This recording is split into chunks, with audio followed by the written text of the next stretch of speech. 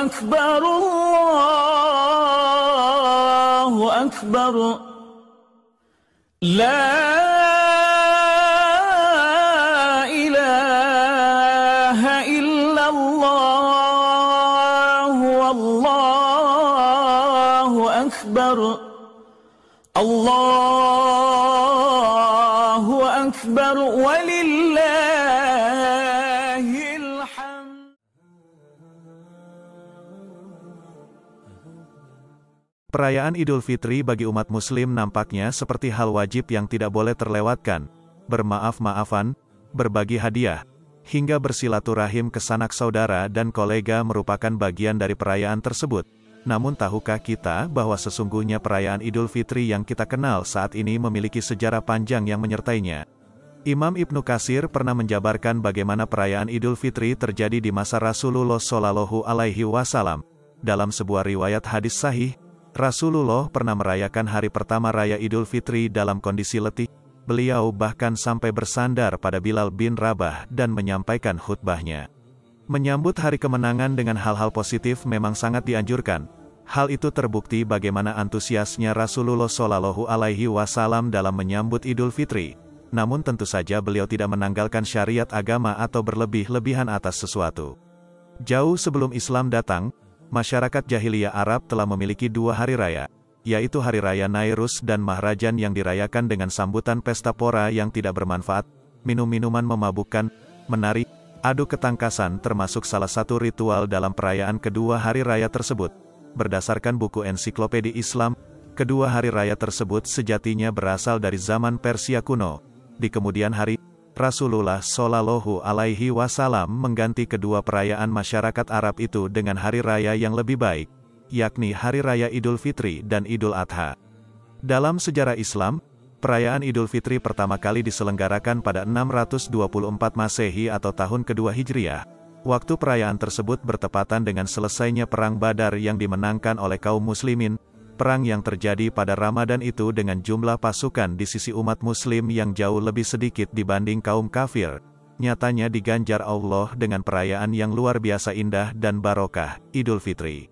Sebagaimana kita ketahui, di kedua hari raya umat muslim seperti Idul Fitri dan Idul Adha, setiap muslim justru ditekankan untuk berbuat kebaikan dan kemaslahatan. Menjelang perayaan Idul Fitri saja, umat Islam diwajibkan menunaikan zakat untuk dibagikan kepada para mustahik, orang-orang penerima zakat. Segala kebaikan yang tercurah dari jiwa-jiwa umat muslim selama Ramadan, sejatinya sangat terasa pada hari raya Idul Fitri bagi semua elemen, sehingga bisa dikatakan, perayaan Idul Fitri dapat melingkupi kebahagiaan bagi seluruh umat muslim dari berbagai kalangan. Menurut Prof. H.M. Baharun, hakikat perayaan Idul Fitri sendiri sejatinya adalah perayaan kemenangan iman dan ilmu atas nafsu di medan jihad Ramadan. Umat Islam yang berhasil menjinakkan nafsu selama Ramadan kembali fitrah dan layak untuk merayakannya dengan cara yang baik dan benar. Pada dinasti Abbasiyah, perayaan Idul Fitri dilakukan dengan rangkaian kegiatan yang meriah. Biasanya pada zaman tersebut, perayaan dilakukan selama 3 hari yang diakhiri dengan menyantap beraneka ragam makanan halal yang disajikan. Dalam buku Empire of the Islamic World karya Robin Santos Doak dijelaskan, umat muslim yang berada di jalan-jalan kota Baghdad dihibur dengan penampilan para musisi dan penyair yang menunjukkan kebolehan mereka. Tentu saja, hiburan tersebut bernilai positif dan tidak melanggar syariat. Sedangkan Ege Yayin Lari, dalam Discover Islamic Art in the Mediterranean menyebutkan, para sultan dinasti Mamluk, tahun 1250 sampai tahun 1517 Masehi, di Mesir membagikan pakaian, hadiah, dan uang kepada masyarakat saat perayaan Idul Fitri. Di India, para sultan dinasti Mughal melakukan arak-arakan bersama pengawal kerajaan dalam merayakan Idul Fitri. Sedangkan semasa periode Kesultanan Ottoman di Turki, ada tradisi membunyikan meriam setiap malam 1 Syawal dalam menyambut Idul Fitri. Meriam ditembakkan ke udara untuk menandai berakhirnya Hari Raya Idul Fitri. Di Indonesia, tradisi halal bihalal identik dengan perayaan Idul Fitri bagi warga Muslim Indonesia. Dalam buku Al-Masalik wal Mamalik karya Ibnu Hordabdih dijelaskan, mayoritas watak masyarakat yang hidup sepanjang garis khatulistiwa merupakan orang-orang yang terbuka dan egaliter. Sikap tersebut pun identik dengan masyarakat Indonesia. Sikap terbuka dalam tradisi halal bihalal yang dilakukan umat muslim tak jarang juga dilakukan oleh umat non-muslim.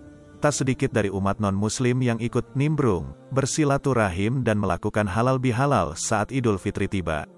Di sisi lain, budaya lokal dalam melaksanakan tradisi Idul Fitri juga banyak yang dijadikan tradisi umat muslim Indonesia secara nasional. Tengoklah bagaimana masyarakat Jawa diperkenalkan istilah Lebaran Ketupat oleh Sunan Kalijaga. Lebaran Ketupat merupakan tradisi yang ikut menyemarakkan perayaan Idul Fitri masyarakat Jawa ketika itu. Sunan Kalijaga mengajarkan masyarakat Jawa untuk membuat makanan dengan bahan utama beras yang dibungkus dengan anyaman daun kelapa. Anyaman daun ketika itu identik dengan ciri khas budaya dan seni masyarakat Jawa. Sehingga bukan hal sulit bagi masyarakat Jawa ketika itu mengikuti apa yang diajarkan Sunan Kalijaga. Secara filosofis pun, Lebaran Ketupat juga memiliki makna yang mendalam. Kata ketupat yang berasal dari kata kupat dalam bahasa Jawa berarti mengakui kesalahan. Sehingga dalam Lebaran Ketupat pun dikenal dengan istilah sungkeman, memohon maaf dari orang yang lebih muda kepada yang lebih tua sebagai bentuk penghormatan.